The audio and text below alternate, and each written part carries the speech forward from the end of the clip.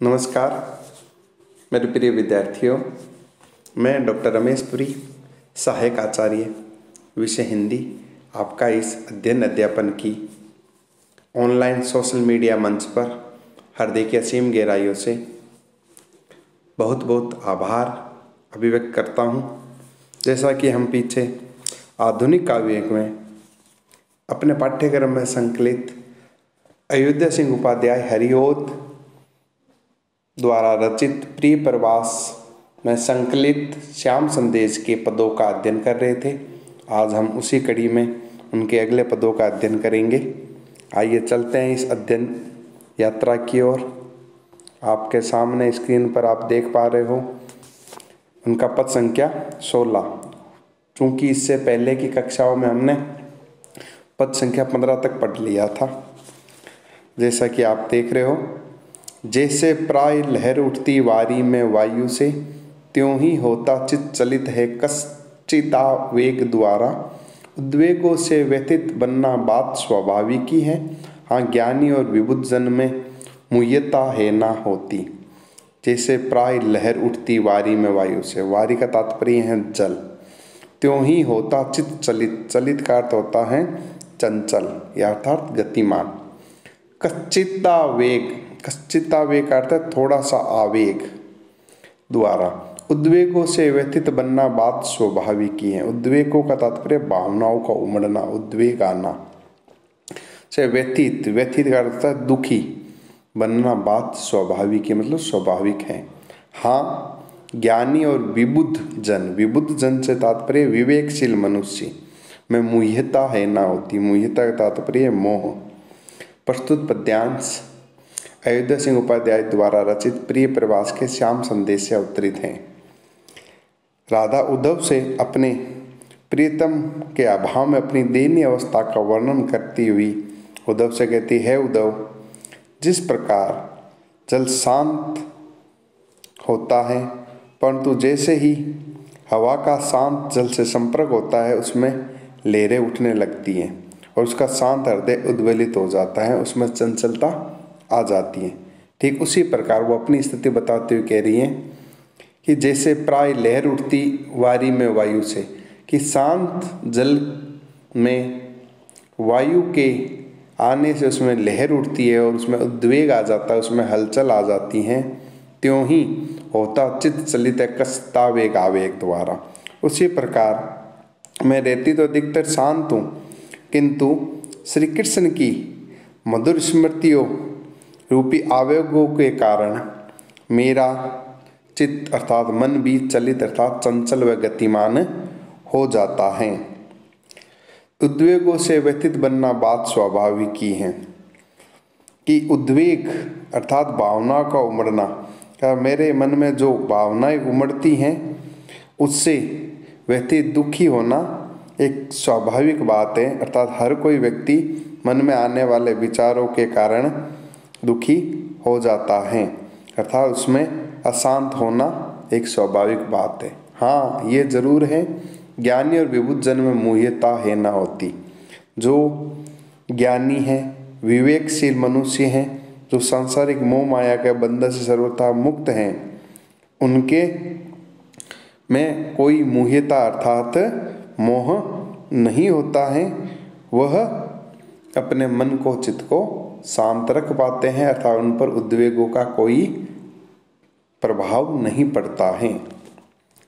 प्रस्तुत पद की भाषा समास युक्त संस्कृत नित्य खड़ी बोली है तथा इसमें वंशस्थ छंद का एवं उदाहरण अलंकारों का प्रयोग किया गया है। आइए आगे चलते हैं। पूरा पूरा परम प्रिय का मर्म मैं बूझती हूँ। मर्म अर्थात भेद व रहस्य है, जो वांसा विशद उर में जाति भी उसे हूँ। जाति का जगह यहाँ होगा जानती। वांसा मतलब इच्छा, विशद मतलब व्यापक, उर मतलब हृदय। यहाँ श्री कृष्ण के हृदय की बात इसमें कही। यत्नों द्वारा प्रतिदिन अतः मैं महासंयता हूँ। महासंयता मतलब महासंयमशाली, तो भी देती वीर्य जनित वासनाएं व्यथा है। वीर्य जनित जो इच्छाएं हैं व्यथा दुख दे रही हैं। इसमें राधा उद्धव से कहती है कि जो कुछ भी आपने प्रीतम अर्थात श्री कृष्ण के बारे में संदेश सुनाया है, फिर भी मैं मेरे प्रीतम के हृदय का पूरा पूरा मर्म पूछती हूँ, अर्थात आपसे पूछती हूँ, अर्थात जानना चाहती हूँ। पूरा पूरा परम प्रिय का मर्म मैं पूछती हूँ। उद्धव, आपने श्री कृष्ण के बारे में मुझे बहुत कुछ बताया है, फिर भी मैं उनके हृदय का पूर्ण रहस्य आपसे पूछती हूँ और जानना चाहती हूँ। है जो वांछा विशद उर में जाती भी उस जानती भी उसे हूँ। और उनके जो हृदय में इच्छाएं हैं, विशाल व्यापक हृदय में इच्छाएं हैं, हालांकि मैं उनको भली भांति जानती हूँ। यत्नों द्वारा प्रतिदिन अतः मैं महासंयता हूँ, क्योंकि मुझे पता है श्री कृष्ण यहाँ से दूर जाने एवं वीर्य के कारण संयमित व्यवहार कर रहे हैं और मैं असंयमित सा आचरण प्रकट कर रही हूँ। किंतु यत्नों द्वारा अर्थात प्रयत्नों द्वारा प्रतिदिन मैं महासंयमशाली व्यवहार को धारण किए हुए हूँ। महासंयता अर्थात महासंयमशाली। तो भी देती वीर्यजनित वासनाएं व्यथाएं, इसके उपरांत भी वीर्य से जन्य वासनाएं है जो इच्छाएं वो मेरे मन में उद्वेलित होती हैं और वो मुझे अत्यधिक दुख देती हैं। आगे चलते हैं। जो मैं कोई विहग उड़ता देखती व्योम में हूँ, तो उत्कंठा विवश चित्त में आज भी सोचती हूँ। होते मेरे अबल तन में पक्ष जो पक्षियों से, तो यही मैं समुद्र उड़ती श्याम के पास जाती। जो मैं कोई विहग, विहग मतलब पक्षी, उड़ता देखती व्योम में हूँ। व्योम का अर्थ है गगन या आकाश। इसमें राधा उद्धव से कहती हैं कि मैं जब भी इस स्वच्छंद आकाश या गगन में कोई उन्मुक्त पक्षी उड़ता देखती हूँ, तो उत्कंठा विवश चित्त में आज भी तो उत्कंठावश अर्थात जिज्ञासा के वशीभूत होकर, उत्कंठा विवश अर्थात जिज्ञासा के वशीभूत होकर के चित्त अर्थात मन में मैं आज भी सोचती हूँ कि होते मेरे अबल तन में पक्ष जो पक्षियों से, अगर मेरे इस निर्बल शरीर में पक्षियों के से पंख होते, तो ये ही मैं समुद्र का अर्थ होता है आनंद के साथ, प्रसन्न चित्त के साथ, तो मैं आनंद के साथ यहाँ से उड़ करके अपने शरीर को लेकर के श्याम के पास अर्थात श्री कृष्ण के पास चली जाती। आगे चलते हैं। जो उत्कंठा अधिक प्रबल है किसी काल होती, तो ऐसी है लहर उठती चित्त में कल्पना की। जो हो जाती पवन गति पा वांछित लोक प्यारी, मैं छू आती परम प्रिय के मंजू पादामुंजों को। जो उत्कंठा, उत्कंठा मतलब जिज्ञासा, अधिक प्रबल है किसी काल होती। इसमें राधा उद्धव से कहती हैं कि अगर किसी काल विशेष में, किसी काल विशेष में मेरे हृदय में उत्कंठाएं अधिक प्रबल होती हैं श्री कृष्ण से मिलने की, तो ऐसी है लहर उठती चित्त में कल्पना। तो मेरे चित्त या मन में पुनः कल्पना की ऐसी लहर उठती हैं कि जैसे मैं प्रिय से एकाकार कर रही हूँ अर्थात प्रिय से मिल रही हूँ। जो हो जाती पवन गति पाप वांछित लोक प्यारी, वांछित अर्थात मन के अनुकूल या मन की इच्छाओं के अनुकूल।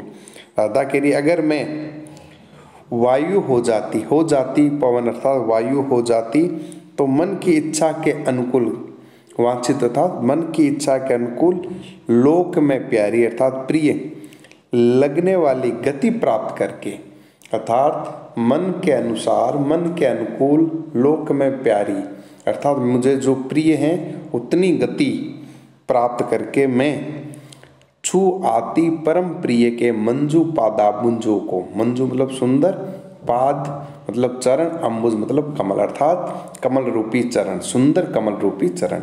तो मैं यहाँ से उड़ करके अत्यंत तीव्र गति से मेरे परम प्रिय श्री कृष्ण के सुंदर कमल रूपी चरणों को स्पर्श कर सकती या स्पर्श कर लेती। प्रस्तुत पद की भाषा समास युक्त संस्कृत में खड़ी बोली है, वंशज छंद का प्रयोग किया गया है तथा उपमा रूपक अनुप्रास इत्यादि अलंकारों का प्रयोग हुआ है तथा इस पद्य में माधुर्य गुण का समावेश किया गया है। तो आज हमने इन पदों का अध्ययन किया। मैं समझता हूँ आपने इनका अवबोध किया है। साथ ही साथ अगर आप इनको लिखना भी चाहें तो इनकी व्याख्या को लिख सकते हैं, क्योंकि व्याख्या से संबंधित या इन पदों के अंदर से संबंधित कई क्वेश्चन हमारे एग्जाम में आते हैं। धन्यवाद। आज के लिए बस इतना ही।